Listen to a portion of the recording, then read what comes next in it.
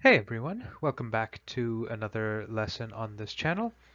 In this lesson we're going to be talking about stars and particularly their formation and evolution. So how they're born and what happens during the life of a star. Um, and that's only part of the story. When it comes to stars, there's going to be a whole separate lesson on what happens when stars die, mostly because they create really interesting objects when they die, and some of those are among the most interesting things to study in astronomy. So I figure um, that side of it kind of deserves a lesson of its own. So we're going to start with talking about how stars are born and what happens during the life of a star. And then we'll save the death of a star for the next lesson. So let's jump right in.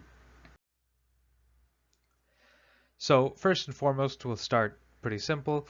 What are stars? Well, to give the less than simple but still relatively simple definition, they are hot spheres of plasma. Now, the reason that's not the simplest definition is that we don't often hear about plasma when we're talking about states of matter. So I've included this diagram over here on the right side of the slide. So you can see the three sort of common states of matter that we hear about: solid, liquid, and gas.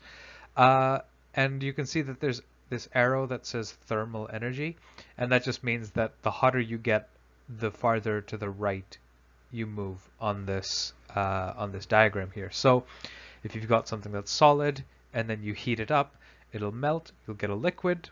And so this is showing how the particles of a solid are, kind of fixed together in some kind of a structure. If you melt that, then the particles have some sort of free will to roam about as they please within the container that you've put them in. And then if you continue to increase the temperature, you get a gas, which will fill up the container and won't necessarily all sit at the bottom. We know how solids, liquids, and gases work. Now, if you keep cranking the heat, the thermal energy, if you want to be proper about it, then you get this new state of matter called plasma, where basically, if the particles that we're considering here are atoms, um, then basically they start to sort of disintegrate, and so you get the sort of constituent components, protons and electrons, get separated. So you've got these positive and negative charges just sort of floating around.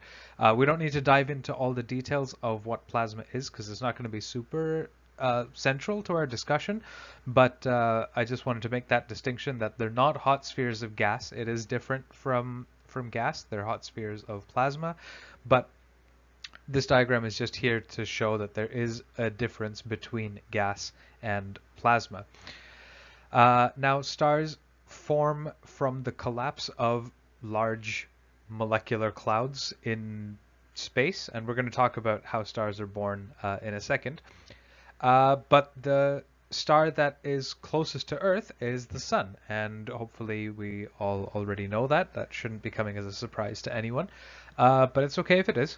So the Sun is the nearest star to Earth, and it's responsible for the light and the heat that we receive from space. Well, most of it, I mean, light, yes.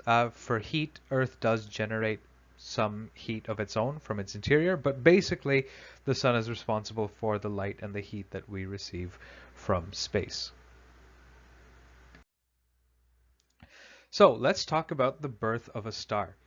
Now, in space, out in the universe, there exist these enormous clouds of gas and dust and just sort of, you know, debris. It's like somebody didn't clean up that part of the universe, and so there's just this mound of gas, just this cloud of gas hanging out in space, and those clouds of gas contain the ingredients that'll be used to form stars and eventually the stuff that orbits around stars. So things like planets, moons, asteroids, comets, those materials are all present in this cloud in space.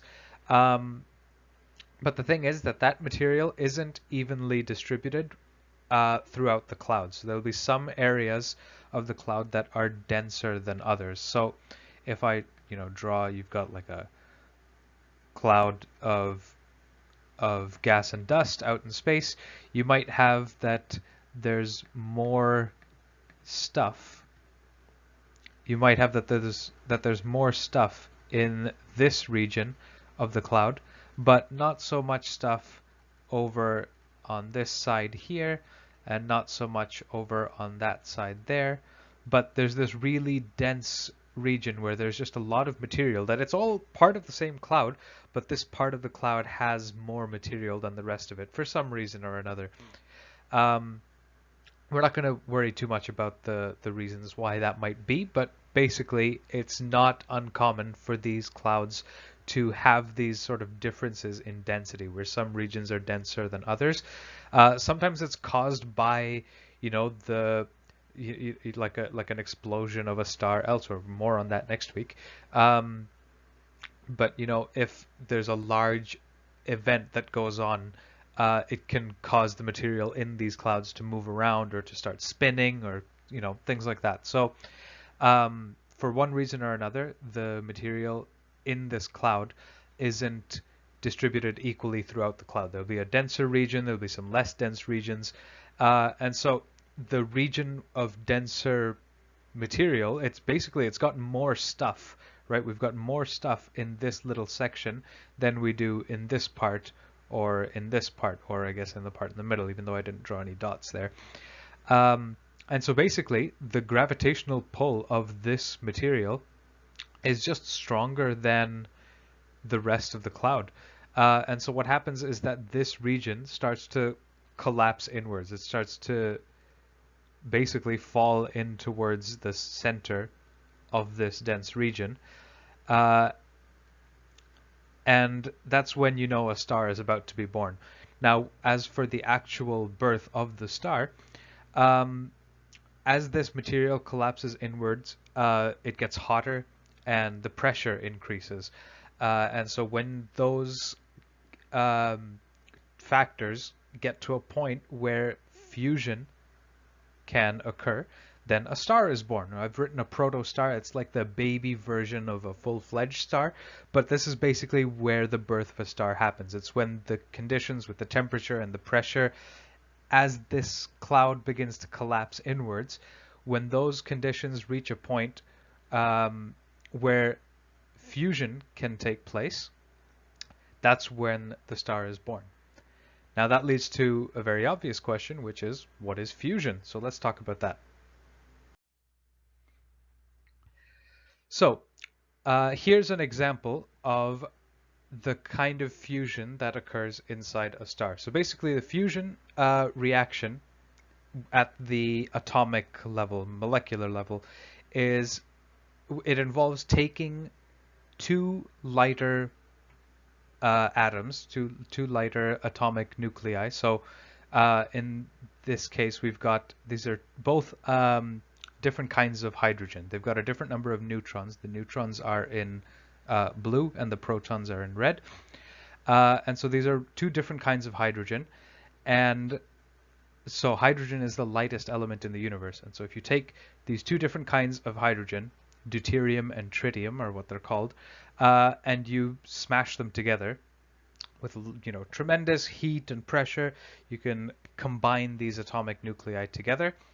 And out pops a single neutron, which can go flying off, a helium nucleus, so the center of a helium atom, which is two protons and two neutrons, and a bunch of energy.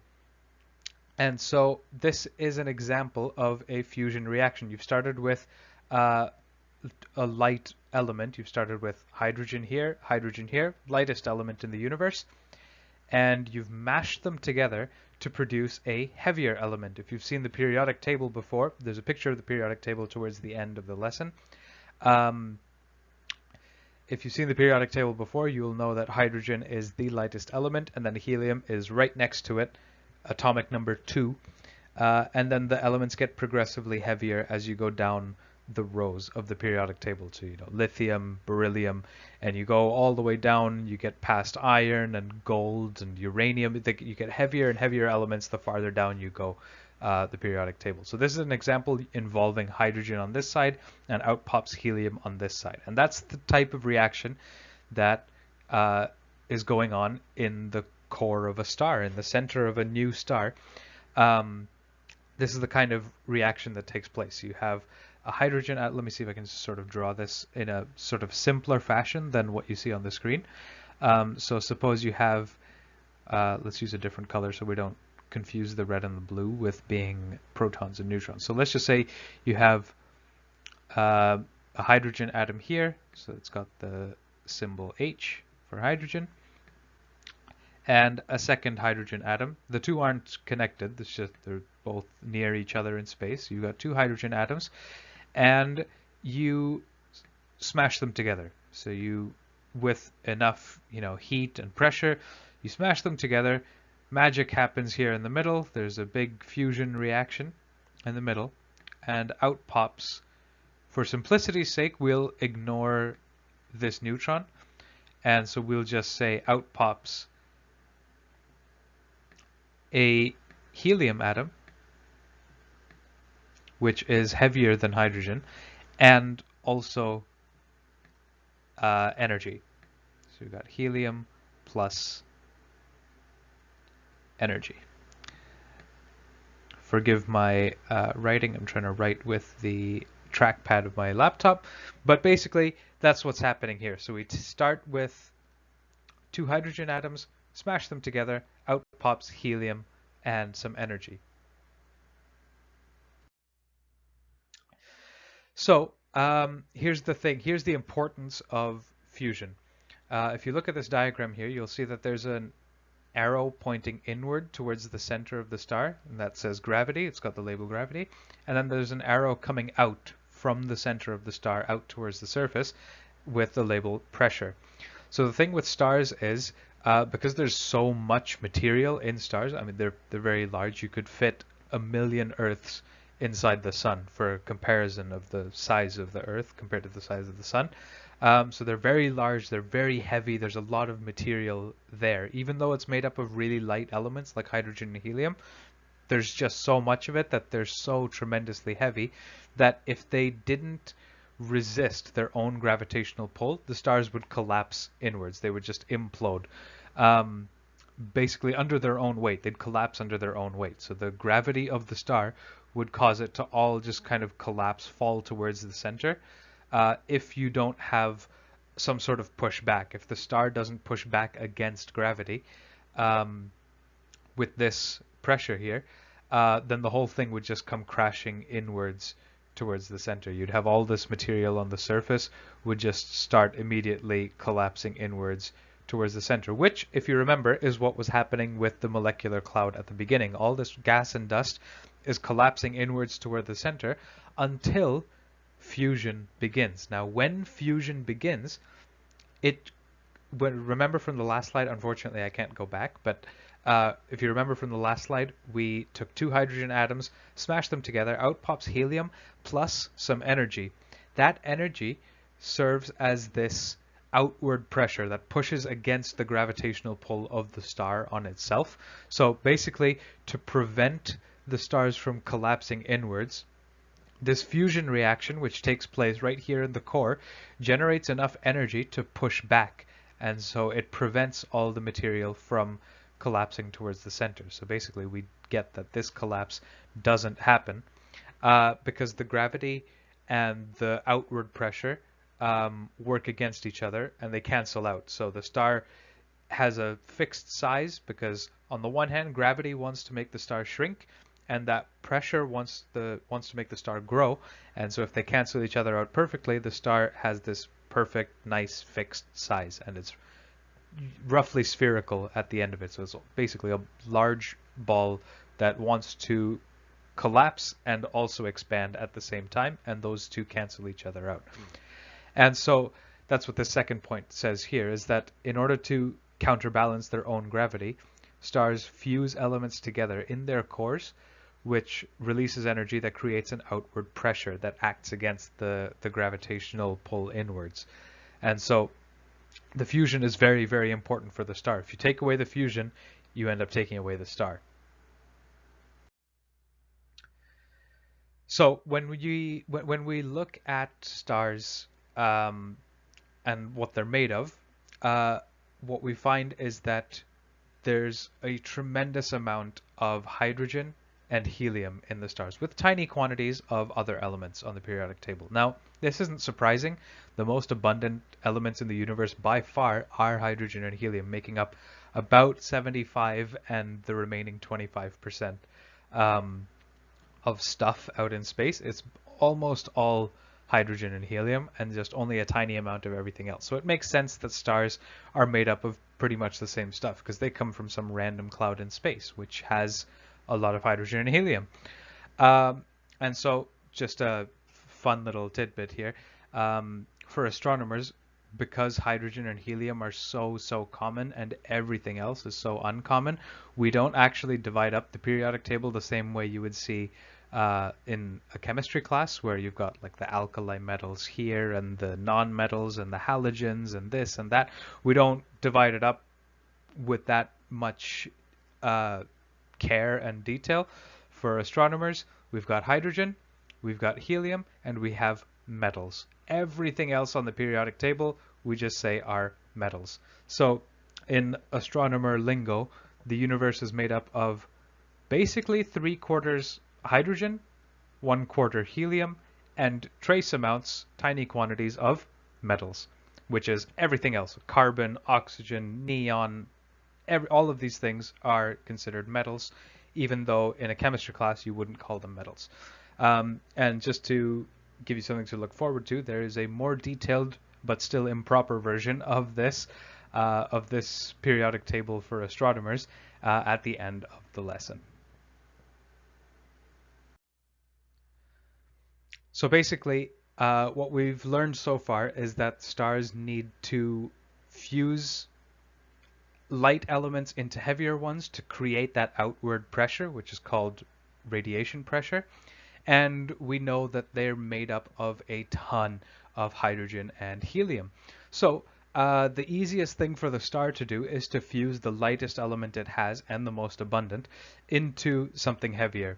And so stars will begin by fusing hydrogen into helium in their cores. And this usually lasts them a long time. This will last them for a substantial chunk of their lifetime, which for stars like our sun is about 10 billion years. So for billions of years, stars can get by turning hydrogen into helium to generate that radiation pressure. But at some point or another, you know, if you take all this hydrogen and you convert it into helium, convert it into helium, convert it into helium, eventually you're going to run out of hydrogen, but at least you've got a bunch of helium, which is the next lightest element. So not too shabby. So stars are problem solvers, and instead of giving up when they run out of hydrogen, they start fusing helium into heavier elements. And so inside the core of a star, elements like carbon, oxygen, silicon start to build up, start to be created by these fusion reactions. You take helium and another helium and you fuse them together and you get something heavier.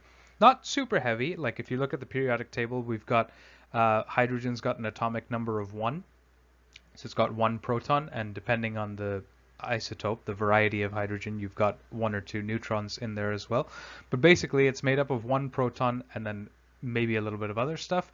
Helium, 2 protons, carbon, 6, oxygen, 8, silicon, 14, I believe. So you can see that like it's not crazy large atoms that we're getting here. Like the periodic table has 118 elements on it, and stars only concern themselves with the first 25, 26 elements on the periodic table. So relatively light, but we are getting substantially heavier than hydrogen. We went from atomic number 1 down to stars creating iron, which is atomic number 26, I believe.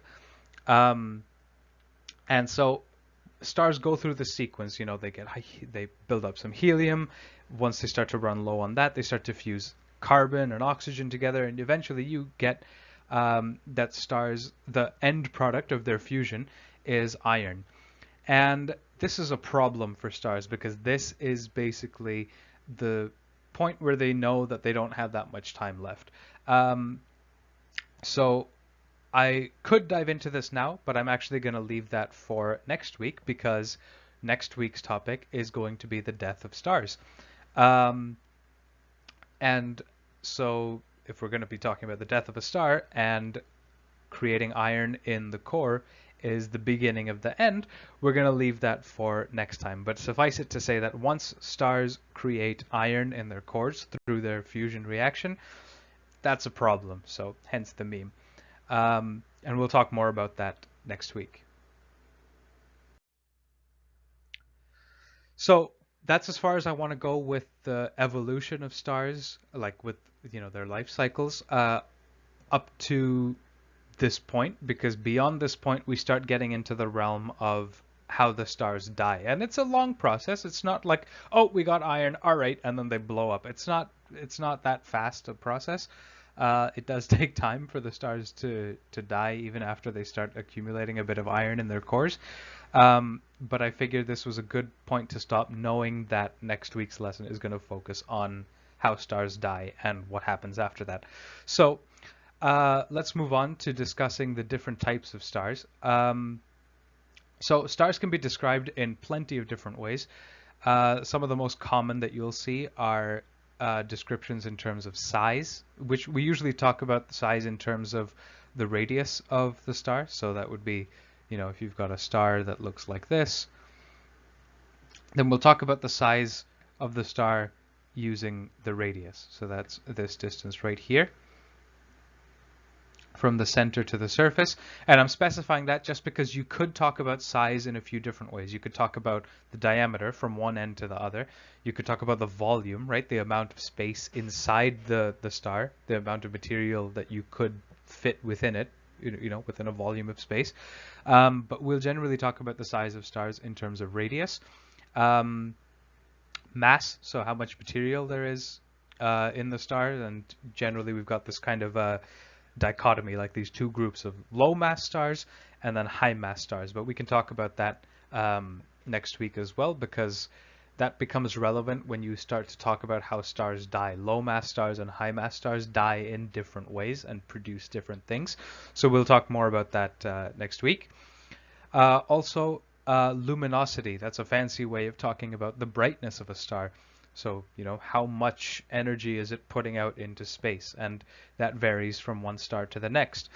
But what's interesting is that these three quantities are actually closely related. And if you, measure, ignoring the mathematical and scientific details of how you actually do the measuring, if you measure the size, mass, and luminosity of oh goodness, that's a horrible line. If you measure the size, mass, and luminosity of stars, and you plot them in just the right way on a graph, you basically get a straight line. And what that means is that there's a relationship that, let's say you've got the radius of the star here and the mass of the star here. The fact that you get a straight line if you plot it the right way basically means that there's a clear relationship that as you increase the mass of the star by a certain amount, the radius also increases by a specific amount. And as you keep going up and up in mass, you keep going up and up in radius at the same kind of rate. So I'll spare you the mathematical details of that, but basically if you take a bunch of data of two properties like radius and mass, and you throw them on a graph, and you end up with a line or a parabola from, like a quadratic function. If you take a couple of different parameters and you throw them on a graph and you get this very defined line, that means there's a relationship between the two. And So in this case, what we find is that for mass and radius and luminosity, this kind of a relationship exists, which basically means that if you know one of the parameters, if you know the mass of a star, based on a graph like this, you could figure out the radius of the same star, assuming it follows the curve here. Not all the stars do. So for example, if you've got radius on this axis and mass on this axis, and you measure the mass of a star, and when you try to plot it, it ends up being at this value on the mass axis, then you can use this model to predict the value of the vertical axis, the value that you would get here. So this is a mathematical graphical way of saying that, let's say you know the mass of a particular star, but you haven't measured its size. Using this kind of a relationship, you could make a guess what the radius of that star is. And then maybe you can go and measure and check it. But basically, it's interesting that there is a relationship between these three parameters. So you don't need to measure all of them independently. I mean, it's great if you can, but if you can't, then you can infer, you can calculate one of the values using another one of the values. And an important note is that we often talk about these three parameters, the size, the mass, and the luminosity, in terms of comparing them to the sun. So we can talk about multiples of the sun's size or radius. It's multiples of the sun's mass, multiples of the sun's luminosity. So if you ever look in a textbook and you see that the size of a star is 3r with a little circle with a dot as a subscript. So if you ever see something like this part right here means the radius of the sun. The R stands for radius. This subscript is the astronomer's shorthand, meaning the sun.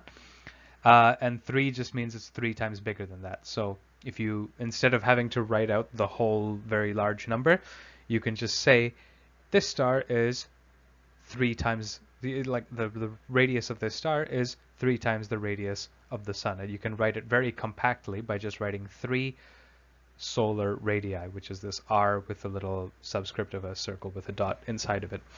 And that's a fairly common thing to see in astronomy. You can also, on a smaller scale, you'll see people talk in terms of the radius, or let's say the mass, for example, of Earth, which has the symbol of a circle with a plus inside it. So that's another kind of a common thing.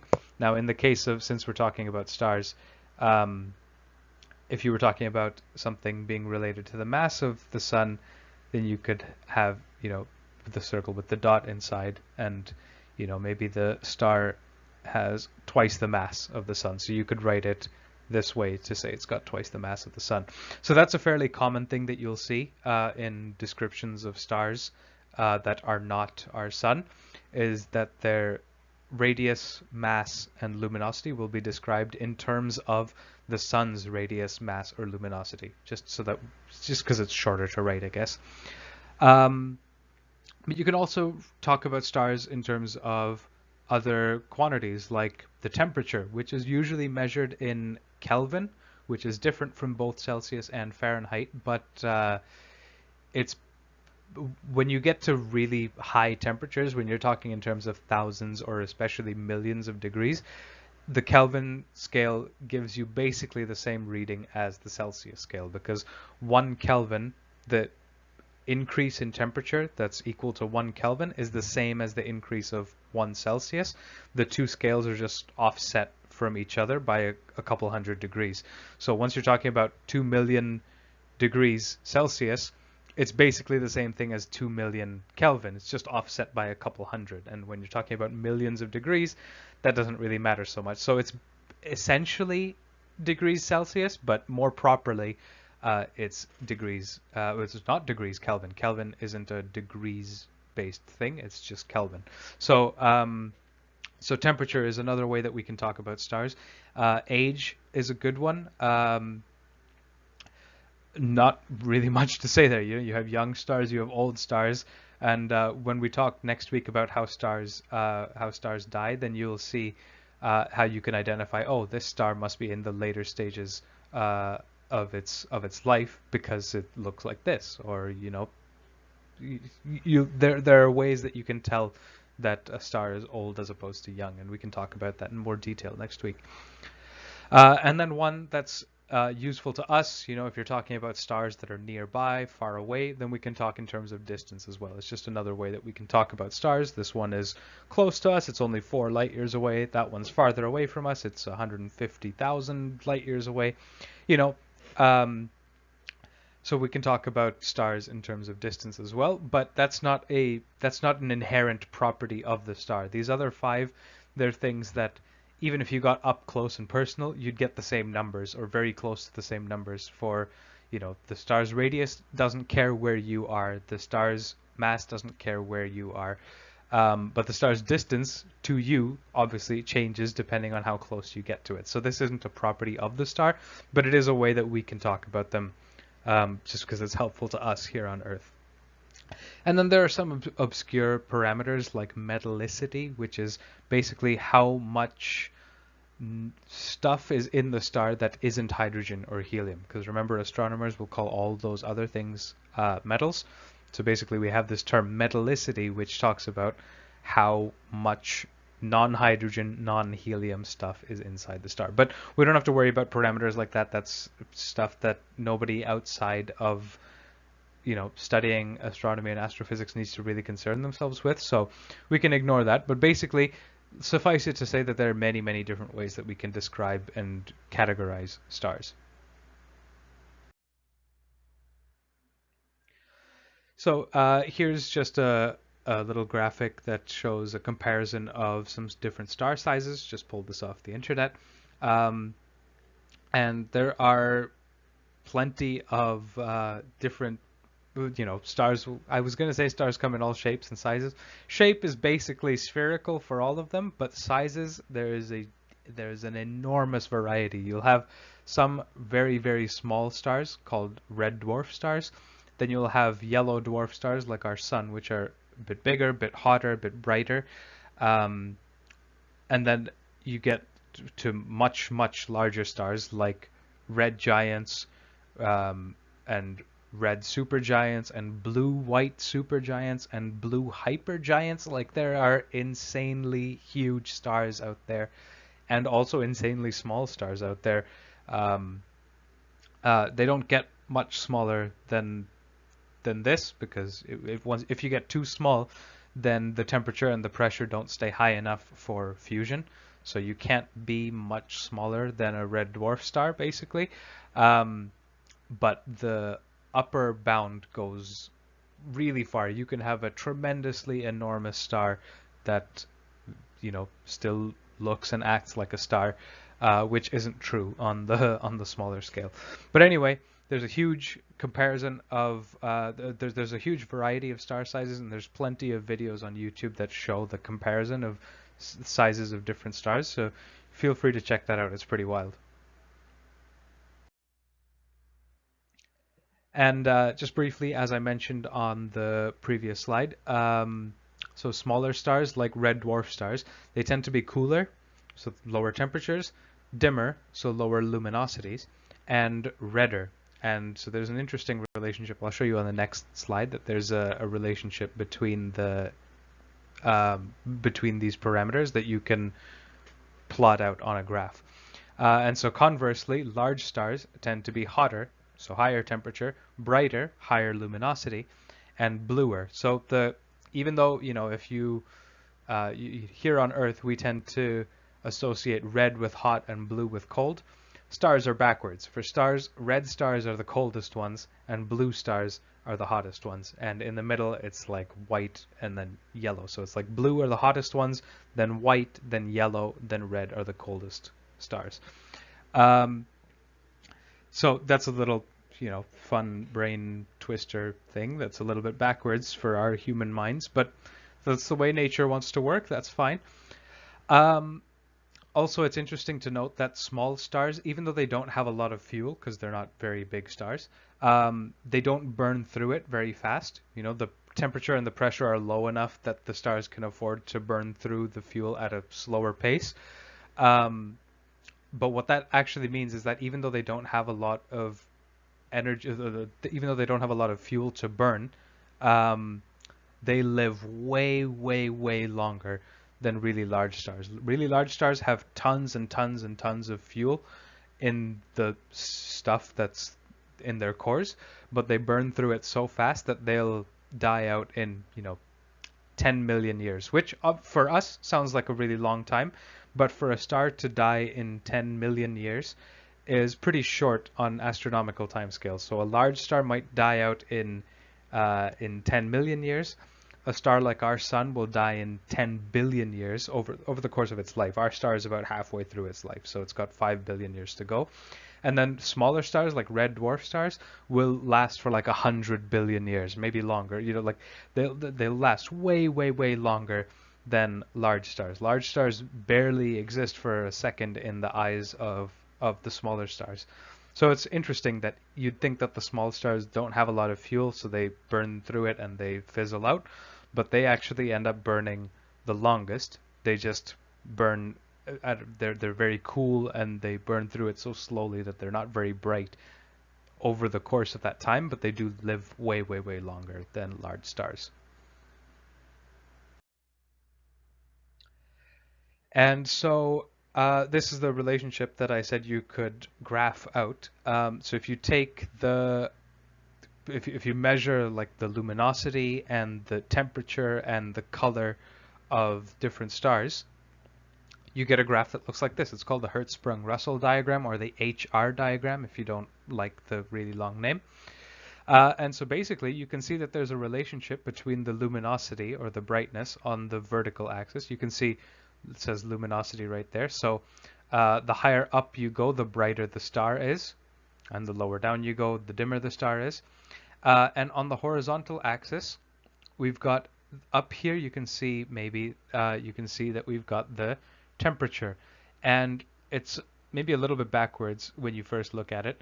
The coolest stars are over here, 3000 Kelvin. And then you've got 4000, 5000, 6000 Kelvin. So the hotter stars are going to the left.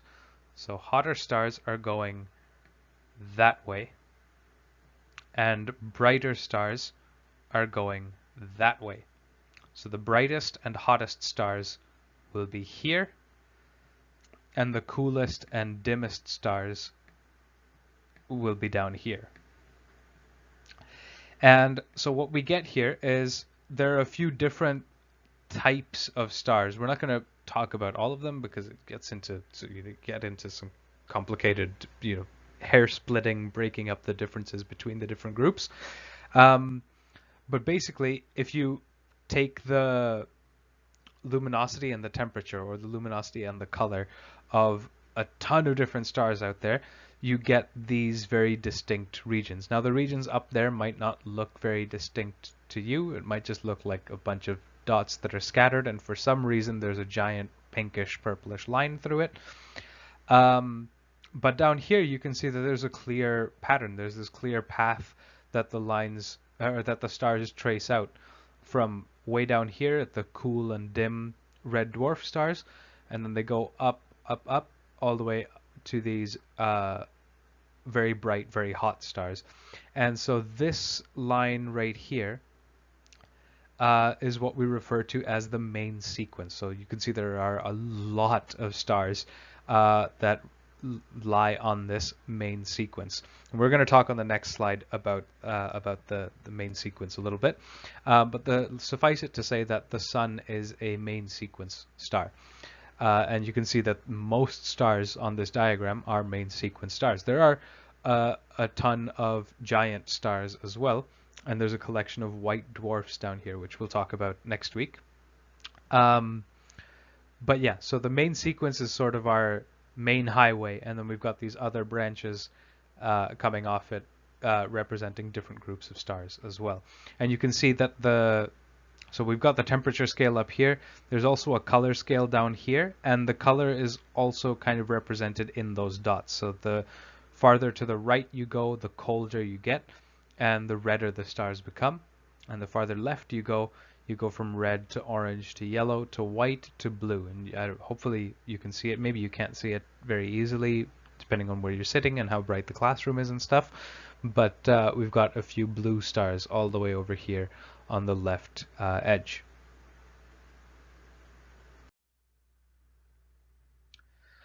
So this is the last thing I want to really talk about for today. There's a couple of slides after this, but the last thing we'll talk about for today is main sequence stars. And so hopefully you remember from a few slides ago when I mentioned that there's this relationship that exists between the radius, the mass, and the luminosity of stars.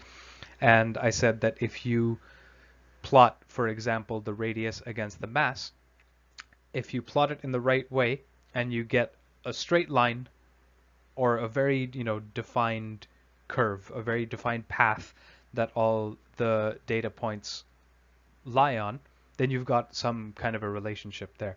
And so what we have in this diagram is we've got mass plotted along the horizontal axis, the x-axis, and we've got the radius plotted on the vertical axis. Now it's using a bit of a funny scale, which is why I say if you plot it in quote-unquote the right way.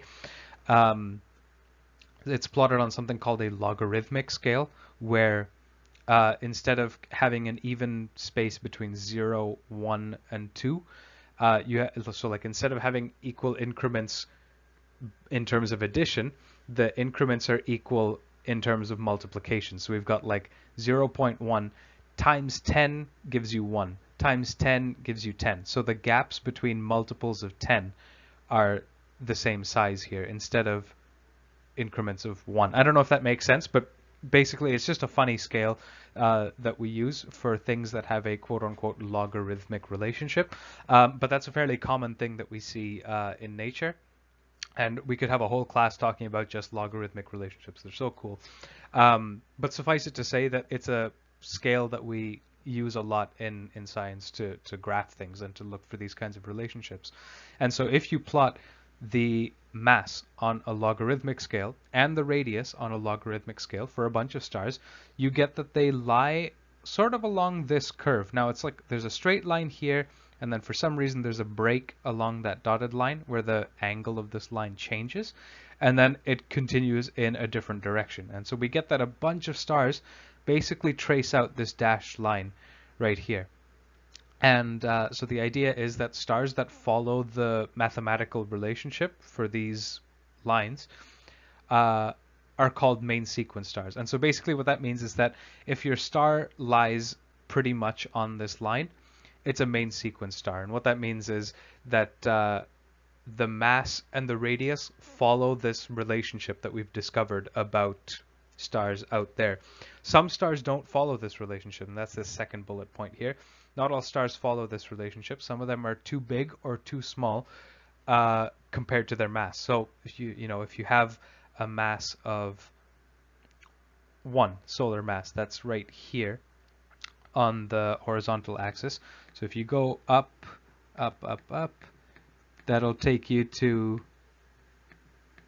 like here-ish on the graph. And so then if you go across for the radius, you pretty reasonably, because we're talking in terms of solar units, solar masses and solar radii, we get that a star whose mass is equal to the mass of our sun, 1 solar mass, should also have a size, a radius that's equal to our sun, so 1 solar radius. So if that's the case, then great, you have a main sequence star. But what if your star has a mass that's equal to the sun's mass, but it's got a radius that's like 4 times the radius of the sun? Well, then you'd get that your data point sits over here, which is way off that line. That line goes right about there. And we can see that this data point is way off that line. So this would not be a main sequence star. If you've got a mass that's equal to that of our sun, but it's got a much, much bigger radius. And so that's what I mean by some stars are too big or too small in relation to their mass, is that this would be a star, this would be an example of a star that's too big in relation to its mass. Basically, our mathematical model, our mathematical equation would expect the star to be smaller. It would expect the star to have a radius roughly equal to 1 on this graph. But if you're getting that it's got a radius that's way up here or way down here, then it's basically breaking this mathematical relationship that we've found. And so that would be an example of a star that's not on the main sequence. You don't have to worry too much about that. That's a little bit complicated, and I don't think most people know very much about the main sequence and what it is and, why it's important to astronomers. So that's just a little, fun information for you. And anyone among you that is really into astronomy, if you ever read about stars, I guarantee you're going to come across the term main sequence. It's used all the time. It's used in so many different places for so many different reasons. A lot of the stars out there are main sequence stars, so I thought I should talk about it just a little bit here. But that's basically it for this lesson, so I'm going to go over just to the periodic table slides just to end on a humorous note, but that's basically it.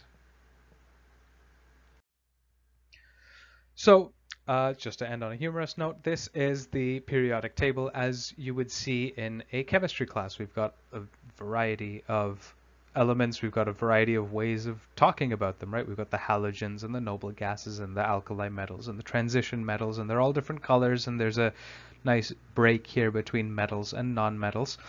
And we've got this amazing way of classifying all the elements on the periodic table. So in chemistry classes, this is exactly what you would see, and there's a system to it, and there's a way that this all makes sense.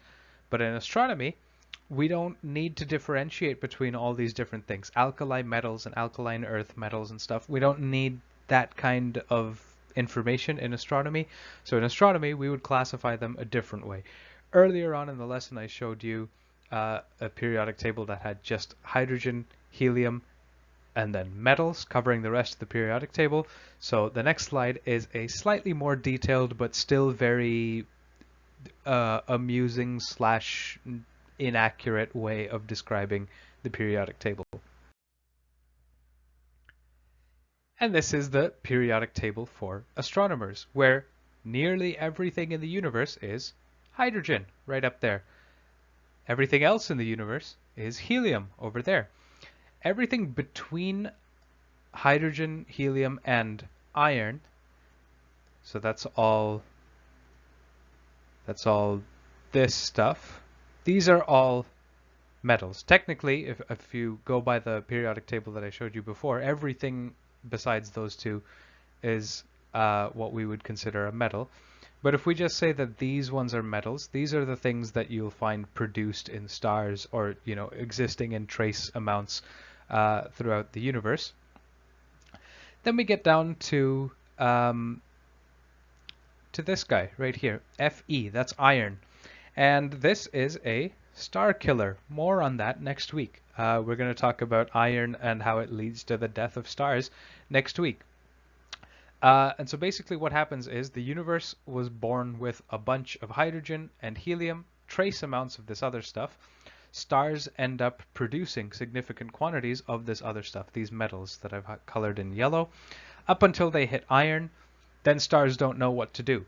And when stars die, that's when they produce everything else in the universe. Now, when stars die, we call that a supernova. So the rest of the periodic table is very fittingly labeled as supernova poop, because that's what we get when stars die. The entire rest of the periodic table, everything after iron, comes from what stars churn out as they die in a supernova explosion.